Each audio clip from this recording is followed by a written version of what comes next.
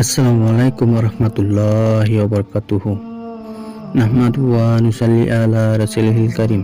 আম্মা বাদ। মানুষের জীবন মৃত্যু আল্লাহর কর্তৃক নির্ধারিত। যার যতদিন হায়াত আছে সে পৃথিবীতে ততদিন বেঁচে থাকবে। আবার যার যেখানে যে অবস্থায় মৃত্যু লেখা আছে তাকে সেখানেই সে অবস্থায় মৃত্যুবরণ করতেই হবে। এই ব্যাপারে মানুষের কোনো হাত নেই। কিন্তু পৃথিবীতে কোনো কোনো সময় মানুষের এমন অবস্থা মৃত্যু ঘটে যা বিবেকবান সকলের হৃদয়কে নাড়া দিয়ে যায়। নিজের অজান্তে চোখের কোণা থেকে তপ্ত অশ্রুফোঁটা গড়িয়ে পড়ে অবিরত বর্ষণ দ্বারায়। ধৈর্য ধারণ করা অতি কঠিন হয়ে পড়ে, তবুও সবকিছু মেনে নিতে হয়। কিন্তু হৃদয়ে যে গভীর ক্ষত হয় তা অমোচনীয় হয়ে থাকে। কখনো ওই ঘটনা স্মৃতিপাতায় ভেসে উঠে, ডুকরে কেঁদে উঠে মন। এমন একটি বিষয় আজ আপনাদের সামনে তুলে ধরব।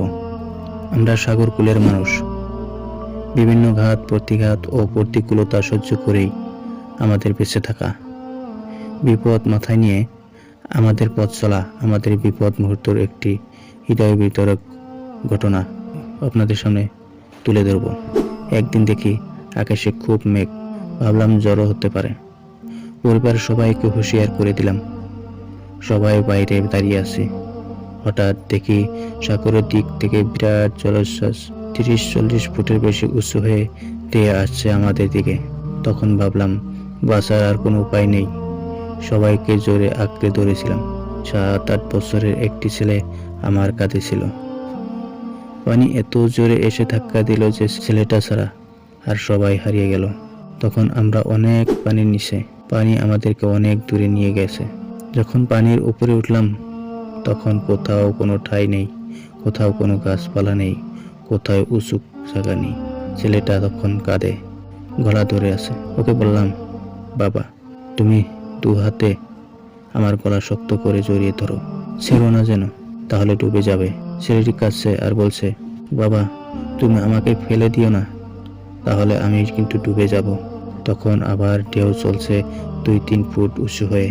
আমরা সেই ঢেউয়ে ডুবে যাচ্ছি, পানি খেয়ে আবার উপরে উঠছি। ছেলেকে কাঁধে নিয়ে আধা ঘন্টার মতো খুব কষ্ট সাঁতার কেটে বেঁচে আছি। কোথাও কোনো ঠাঁই দেখা যায় না। তখন ভাবছি আর বোধহয় বাঁচতে পারবো না, জীবন যায় যায় অবস্থা।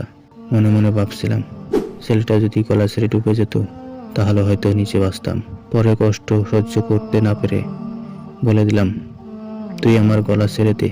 ছেলে তখন কেঁদে ফেললো আর কাঁদতে কাঁদতে বলল, বাবা তুমি আমাকে ছেড়ে দিও না, আমি ডুবে যাব। বারবার বলার পরেও যখন ছেলেটি গলা ছাড়ছে না তখন আমি হাত ধরে টানে ছেলেটাকে ছেড়ে দিলাম। ছেলে আরো জোরে কেঁদে এবং জোরে গলা জড়িয়ে ধরল। আমরা দুজনে কেউ মরতে চাই না, আমরা দুজনে কেউ মরতে চাই না, আবার কেউ বাঁচতে পারছি না।